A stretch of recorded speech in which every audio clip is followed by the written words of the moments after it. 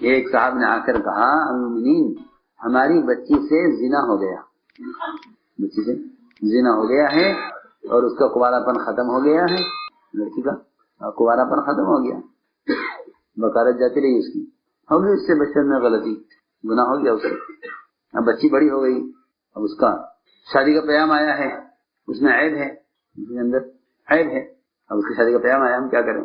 معاملہ ہے، لڑکے والے رشتہ لے کر آئے ہیں کہیں سے، تو کیا ہم بتا دیں لڑکے والوں کو کہ ہماری لڑکی میں عیب ہے؟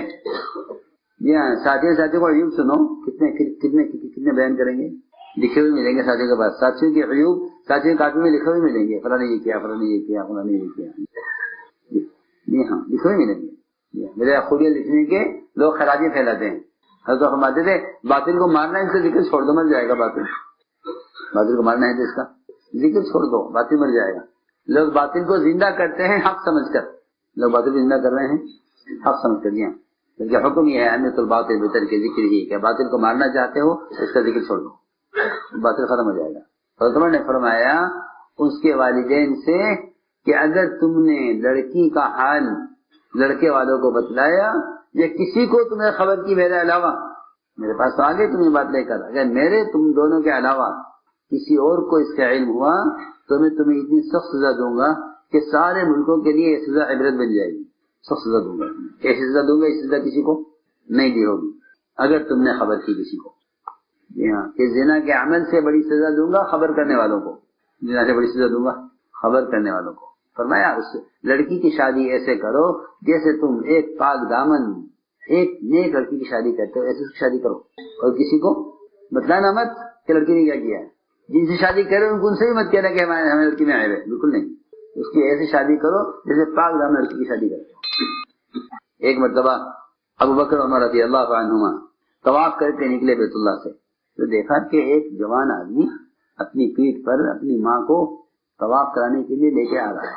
دونوں نے کہا ایک دوسرے سے کہ دیکھو ہم تو جا رہے طواف کر کے اور یہ آ رہا اپنی ماں کو طواف کرانے کے لیے، اپنی ماں کی خدمت کرے گا اور یہ طواف اپنی ماں کو اپنی پیٹھ پہ کرائے گا، اللہ کی خاص رحمت متوجہ ہوگی اس کی طرف، تو چلو ہم بھی اس کے ساتھ طواف کریں، اسے دعا کی درخواست کریں، ہم بھی طواف کی اسی دعا کی درخواست کریں۔ تو واپس آئے دونوں مطاف میں، اس کے پیچھے پیچھے چلے جوان کے، بڑی ماں کو پیٹھ پر طواف کرا رہا تھا، اور تو میں نے آگے بڑھ کے کہا کہ میری مغفرت کی دعا کرتے، میری مغفرت کی دعا کرتے۔ ہاں یہ بات تھی کہ میں وہ باتیں عرض کر رہا ہوں کہ جس سے معلوم ہو کہ آپس کی اجتماعیت کیسے ہوتی تھی، چھوٹے بڑے کے درمیان کیسا تعلق تھا۔ اس لیے حضور اکرم صلی اللہ علیہ وسلم اپنے صحابہ کے فضائل بیان کرتے تھے اور صحابہ کو کام دیتے تھے۔ مشہور واقعہ ہے کہ آپ نے جب میں تلوار نکالی، فرمایا کون لے گئے تلوار؟ تو زبیر کھڑے ہوئے، مجھے دیجیے، فرمایا نہیں۔ حضرت عمر کھڑے ہوئے دوسرے اعلان پر، ان کو بھی نہیں دی۔ تو فرمایا اس تلوار کو کون لے گا جس کا حق ادا کرے؟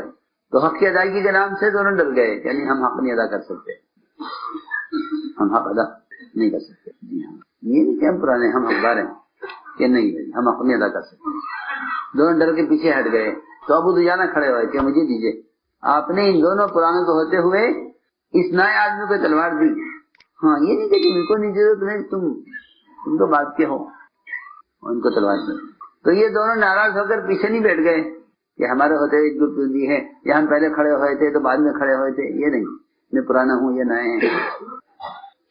بلکہ روایت میں ہے کہ زبیر رضی اللہ تعالی عنہ ابو دجانہ کے پیچھے پیچھے میدان میں گئے کہ آخر کیا بات ہے کہ ہمارے درمیان اس کا انتخاب ہوا ہے، دیکھو کیا کرتے ہیں۔ دیکھ کر کہا کہ اللہ جانے اللہ کے رسول جانے کسے کیا کام لینا ہے۔ اسے میرے دوستوں عزیزوں ساتھیوں کی صلاحیتوں سے فائدے اٹھاؤ اور ایک دوسرے سے حسد نہ کرو، کیونکہ حسد کرنا اللہ تعالیٰ کی تقسیم سے اختلاف کرنا ہے۔ حسد کرنا کیا ہے؟ تقسیم سے اختلاف۔ جی ہاں، براہ راست اللہ پر اعتراض ہے، یہ براہ راست اللہ پر اعتراض ہے۔ تو لوگ پوچھتے ہیں کہ حسد کی بیماری کیسے ختم ہو، اس کی بیماری کیسے ختم ہو؟ کہیں کہ اس کا سب سے آسان علاج یہ ہے، کہ جو آدمی تم سے حسد کرے تم اس کے لیے دعا کرو، اس کے لیے دعا کرو۔ یہ حسد کا علاج ہے، تم سے حسد کریں اس کے لیے دعا کرو یہاں کہ جس سے تم حسد کرو اس کے لیے دعا کرو. ہاں یہ جس سے تم حسد کرو اس کے لیے دعا کرو. یہ تم اس کے لیے دعا کرو گے تو تمہارے اندر سے حسد کی بیماری ختم ہو جائے گی. کیونکہ حسد کا تقاضا ہوتا ہے نعمت کو ضائع کرانا اور دعا کا تقاضا ہے نعمت کو باقی رکھنا. حاسد کو چاہیے کہ محسود کے لیے دعا کرے. حاسد کو چاہیے کہ جسے حسد کر رہا ہے اس کے لیے دعا کرے. اس کا علاج ہے. جب اس کے لیے دعا کرو گے تو تمہارا حسد ختم ہو جائے گا. کیونکہ حسد کا تقاضا ہے نعمت کو ختم کرانا, دعا کا تقاضا ہے نعمت کو باقی رکھنا. یہ علاج ہے حسد کا کہ حاسد محسود کے لیے دعا کرے. اس لیے اندازہ ہو جائے نا کہ مجھ سے حسد کرتا ہے تو مجھ سے جا کے دعا کی درخواست کرو کہ آپ میری دعا کریں. ہاں کر سکتے ہو. ہاں شکایت کرتے ہیں فلاں مجھے حسد کرتا ہے, فلاں مجھے حسد کرتا ہے. حسد کرتا ہے تو تم چلے کے پاس سے کون آپ میری دعا کریں, ہم میری لیے دعا کریں اور دعا کرے گا. تو اگر وہ حاسد ہے تو دعا سے حسد ختم ہو جائے گا, دعا سے اس کا حسد کرنا ختم ہو جائے گی. تو اس لیے میں نے عرض کیا کہ یہ ہے کہ کام اللہ کا ہے. اللہ جس سے چاہیں کام لیں, اللہ تعالیٰ جس سے چاہیں کام لیں. یہ کام اللہ کا ہے, اللہ جس سے چاہیں کام لیں. ہمیں تو اپنے آپ کو اللہ کے یہاں اس کام کے لیے اپنے آپ کو قبول کروانا ہے. اپنے آپ کو اللہ کے یہاں کام کے لیے قبول کروانا ہے. اس لیے سب سے اہم چیز وہ امت بنانا ہے, اور وہ امت بنے گی اجتماعیت سے. اور اجتماعیت پیدا ہوتی ہے نرمی سے, شدت سے نہیں. اس میں پیدا ہوتی ہے نرمی سے. یہ ساتھیوں کے لیے نرم ہو کر رہو, ساتھیوں کے لیے نرم ہو کر رہو. حضور اکرم صلی اللہ علیہ وسلم اپنے آپ کو پیش کر دیا کرتے تھے بدلہ لینے کے لیے کہ مجھ سے بدلہ لے لو, مجھ سے بدلہ لے لو. آپ صحابہ کی صفیں درست کر رہے تھے, ایک صحابی آگے نکلے ہوئے تھے. آپ نے لکڑی سے ان کو پیچھے کرنا چاہا تو وہ لکڑی ان کے بدن پر لگی, تو انہوں نے کہا کہ میں تو بدلہ لوں گا, آپ نے مجھے لکڑی سے مارا ہے, میں تو بدلہ لوں گا. فرمایا بدلہ لے لو, بدلہ لے لو. اس نے کہا نہیں, میرے بدن میں کپڑا نہیں تھا, آپ نے لکڑی مجھے ماری, میرے بدن میں کپڑا نہیں تھا. آپ کے بدن میں کپڑا ہے, بدن میں آپ کو کپڑا ہے, اسے اتاریے تب بدلہ لوں گا. تو آپ نے فوراً قمیص اتار دی, قمیص اتار دیا, آپ نے اپنے آپ کو پیش کر دیا اس کے سامنے کہ بدل لو, مجھ سے آپ کو لگ گئی چوٹ, آپ اسے بدلہ لے لو. تو انہوں نے فوراً پیچھے پلٹ کر آپ کی جو مہر نبوت تھی پیٹھ پر اس کو بوسا لیا کہ میں تو اس کوشش میں تھا کہ آپ قمیص اتاریں گے بدلہ لینے کے لیے, اور میں آپ کی نبوت کے مہر کا بوسا لے لوں گا. لیکن آپ نے پیش کیا اپنے آپ کو کہ لے لو بدلہ, بدلہ لے لو, مقابلہ نہیں, بدلہ لے لو. جی ہاں, اپنے آپ کو بدلے کے لیے پیش کر دو تو مقابلے ختم ہو جائیں گے, مقابلے ختم ہو گیا. اسے میں نے عرض کیا ہے کہ ہمارے یہاں ضد نہیں ہے, کسی کے ساتھ کیا نہ کرو, ضد نہ کرو, سختی نہ کرو. حاجی غلطیاں ہو جائیں گی, بہت بڑی بڑی غلطیاں ہوئی ہیں. صحابہ کے بے شمار قصے غلطیوں کے ہیں, لیکن ایک ہی سبق سکھلایا گیا کہ آپ درگزر کرتے رہیں, آپ درگزر کرتے رہیں, فاعفو عنہم, درگزر کرتے رہیں. غلطی کرنے والے غلطی کی اچھی تعبیر کرتے رہیں کہ نہیں یہ ایسا نہیں ہوا, ایسا نہیں ہوا. آج کل کوشش ہوتی ہے کہ گناہ ثابت کرو, دور صاحب میں کوشش ہوتی تھی کہ گناہ ثابت نہ ہونے دو. یہ فرق ہے. یہ کہہ رہا ہوں کہ دعوت امانت ہے, یہ نبی کے اسلوب سے, نبی کے طریقے سے چلے گی. زمانے کی کوششیں تھی کہ مسلمان کو گناہ ثابت نہ ہونے دو. اس زمانے کی کوشش یہ ہے کہ گناہ ثابت کرو, گناہ ثابت کرو. دیا ایک صاحب نے آ کر کہا المؤمنین ہماری بچی سے زنا ہو گیا, بچی سے زنا ہو گیا ہے اور اس کا کنوارا پن ختم ہو گیا ہے, لڑکی کا کنوارا پن ختم ہو گیا, بکارت جاتی رہی اس کی, ہو گئی اس سے بچپن میں غلطی, گناہ ہو گیا اسے. اب بچی بڑی ہو گئی, اب اس کا شادی کا پیام آیا ہے, اس میں عیب ہے, اس کے اندر عیب ہے. اب اس کی شادی کا پیام آیا, ہم کیا کریں, معاملہ ہے, لڑکے والے رشتہ لے کر آئے ہیں کہیں سے, تو کیا ہم بتا دیں لڑکے والوں کو کہ ہماری لڑکی میں عیب ہے؟ جی ہاں, ساتھیوں کو عیوب سنو, کتنے بیان کریں گے, لکھے ہوئے ملیں گے ساتھیوں کے پاس, ساتھیوں کے عیوب ساتھیوں کاپی میں لکھے ہوئے ملیں گے, فلاں نے یہ کیا, فلاں نے یہ کیا, فلاں نے یہ کیا. جی ہاں, لکھے ہوئے ملیں گے. میرے خوبیاں لکھنے کے لوگ خرابیاں پھیلاتے ہیں. حضرت فرماتے تھے باطل کو مارنا ہے, اس سے ذکر چھوڑ دو, مر جائے گا. باطل کو مارنا ہے تو اس کا ذکر چھوڑ دو, باطل مر جائے گا. لوگ باطل کو زندہ کرتے ہیں حق سمجھ کر, لوگ باطل کو زندہ کر رہے ہیں حق سمجھ کر. دیا کیونکہ حکم یہ ہے امیت الباطل بتر کے ذکر ہی کہ باطل کو مارنا چاہتے ہو اس کا ذکر چھوڑ دو، باطل ختم ہو جائے گا۔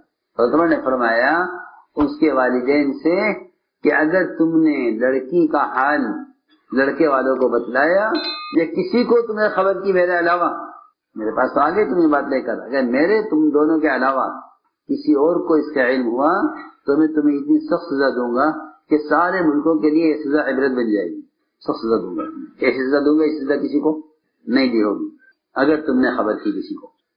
جی ہاں، کہ زنا کے عمل سے بڑی سزا دوں گا خبر کرنے والوں کو، زنا سے بڑی سزا دوں گا خبر کرنے والوں کو۔ فرمایا اس لڑکی کی شادی ایسے کرو جیسے تم ایک پاک دامن ایک نیک لڑکی کی شادی کرتے ہو، ایسے شادی کرو، اور کسی کو بتلانا مت کہ لڑکی نے کیا کیا ہے۔ جن سے شادی کرے ان کو ان سے بھی مت کہنا کہ ہمیں لڑکی میں آئے ہوئے، بالکل نہیں، اس کی ایسی شادی کرو جیسے پاک دامن لڑکی کی شادی کرتے ہو۔